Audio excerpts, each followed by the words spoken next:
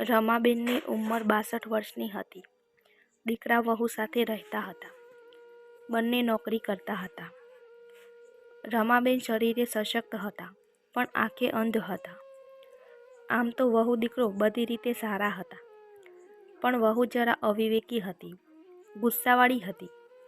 કોઈ વાર ગુસ્સો કરતી તો રમાબેન મોટું મન રાખી માફ કરી દેતા હતા. દીકરા વહુ સિવાય એમનું હતું પણ કોણ? વહુ નોકરી કરતી હતી એટલે ગુમાની અને તુમાખી એના નાક પર જ હતા, અને એ મજબૂરીવશ લાચારીપૂર્વક ચીંધેલું કામ કરી આપતા હતા. ઘણીવાર એ વિચારે ચડી જતા કે મારા અંધાપાને લીધે દીકરો વહુ ક્યાંય પણ ફરવા નથી જઈ શકતા. લગ્નના 2 વર્ષ થઈ ગયા હતા. વહુએ એનો રંગ બદલવા માંડ્યો હતો. એક રાત્રે જમીને સૂતા હતા. દીકરાના રૂમની બહાર એમનો ખાટલો હતો. એક ભગવાનની પૂજાની નાની રૂમ ને રસોડું. ઘરની બહાર વરંડો હતો, પણ વરસાદના લીધે તેઓ ઘરમાં સૂતા હતા. બાકી એ બહાર કાયમ સૂતા હતા. પણ એ રાત્રે એમને દીકરા વહુને વાત કરતા સાંભળ્યા. દીકરાએ કહ્યું, પણ માને મૂકીએ ક્યાં? આપણા સિવાય કોઈ એમનું નથી. હું મારી માને મૂકી ને મોજ કરવા જાઉં? એટલે વહુ બોલી, આ આંધળી ડોશી મને બધે જ નડે છે. મારા ભાગ્ય જ ફૂટેલા છે. લગ્ન કરીને આવી ત્યારથી આ ડોશીની જ સેવા લખાયેલી છે. મળતી પણ નથી કે શાંતિ થાય, કહી રડવા લાગી. દીકરો વ્યથિત થઈ ને ગુસ્સે થયો અને કહ્યું, ખબરદાર જો મારી માને ઓદળી કહી છે તું. વહુએ કહ્યું, છે તો છે, મેં શું ખોટું કહ્યું? અને દીકરાનો ગુસ્સો 7મા આસમાને પહોંચી ગયો, અને બે વચ્ચેનો ઝઘડો સોંભળી રમાબેન ધ્રુજી ઉઠ્યા અને ચોધાર આંસુએ રડવા લાગ્યા. એમને થયું કે આ બધું મારે લીધે જ થાય છે. ઈશ્વરનું સ્મરણ કરતાં રમાબેન સૂવાની કોશિશ કરી, પણ કેમે કરી ઊંઘ ન આવી. સવારે શું થશે એની ચિંતા સતાવવા લાગી, અને એમને પોતે ગુનાહિતની લાગણી થઈ આવી. રમાબેન વિચારતા હતા કે હું તો ચક્ષુહીન છું, પણ મારી વહુ તો વિચારહીન છે. વિચારહીનતા પણ એક પ્રકારનો અંધાપો જ છે. આખી રાત તેમને ઊંઘ ના આવી.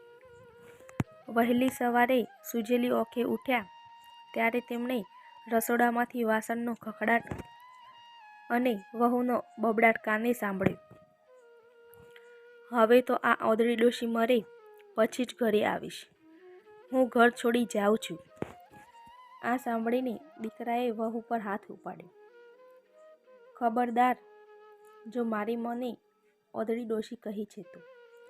એ તો ઓખથી અંધ છે, પણ તું તો વિચારોથી અંધ છે. નીકળી જા મારા ઘરમાંથી.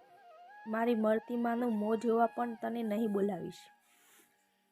અને વહુ તાડુકી, હા, મારે તારા ઘરમાં રહેવું પણ નથી.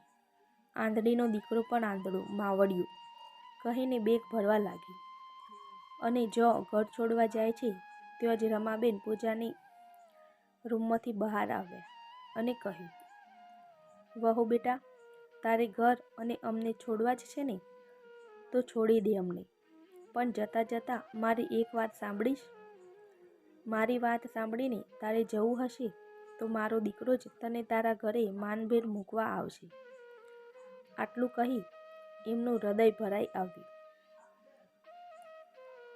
એમના આંસુએ વહુને વાત સાંભળવા મજબૂર કર્યા.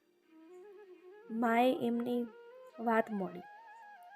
આજે હું એક વાત એવી કહેવાની છું જે મેં આજ દિન સુધી કોઈને કરી નથી.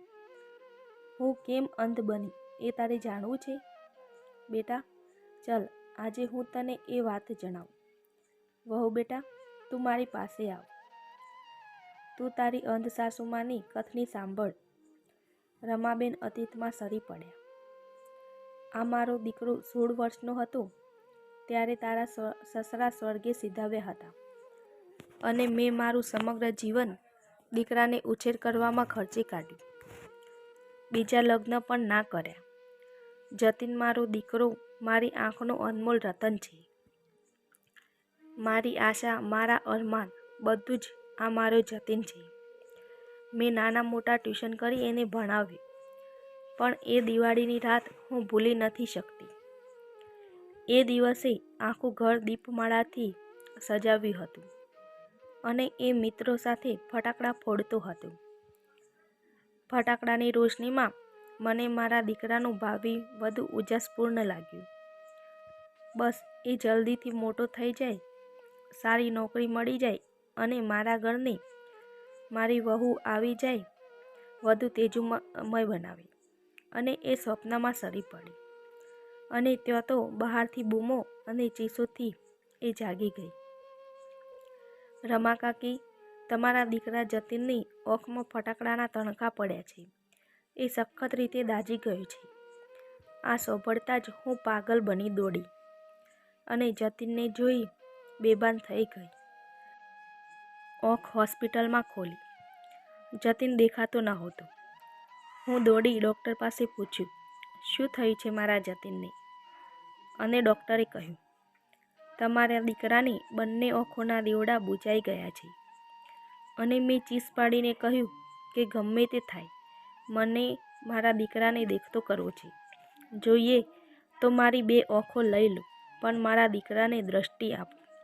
મારા દીકરાની આંખોના દીવડામાં મારી આંખોના દીવડા રોપી દો.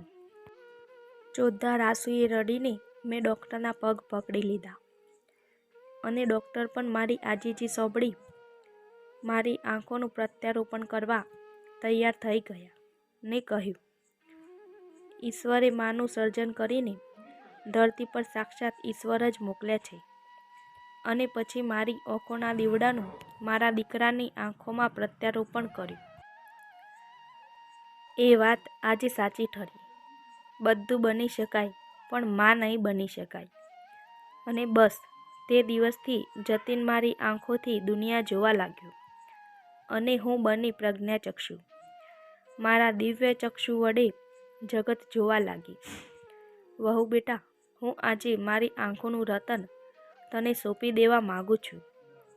હું તમારો બોજ નથી બનવા માગતી. મને કોઈ પણ નારી કેન્દ્રમાં મૂકી આવો. મારું શેષ જીવન ત્યાં જ હું વિતાવીશ. બીજા પ્રજ્ઞાચક્ષુઓને હું બ્રેઇલ લિપિ શીખવીશ. મને માફ કરી દે વહુ બેટા. ને જતીન મા પાસે જઈને ભેટી પડ્યો ને બોલી ઉઠ્યો, માં, તે મને ના પાડી હતી. વચન માગ્યું હતું કે મારા અંધાપાની વાત વહુને ન જણાવતો, એટલે હું ચૂપ હતો. માં, આજે તે આ વાત જણાવી તે સારું જ કર્યું.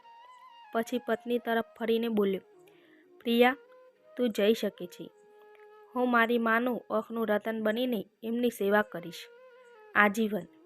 અને વહુએ પતિના મોઢે હાથ મૂકી દીધો અને રડી પડી.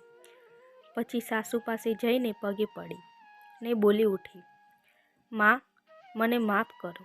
હું તો છતી આંખે સ્વાર્થથી આંધળી બની ગઈ.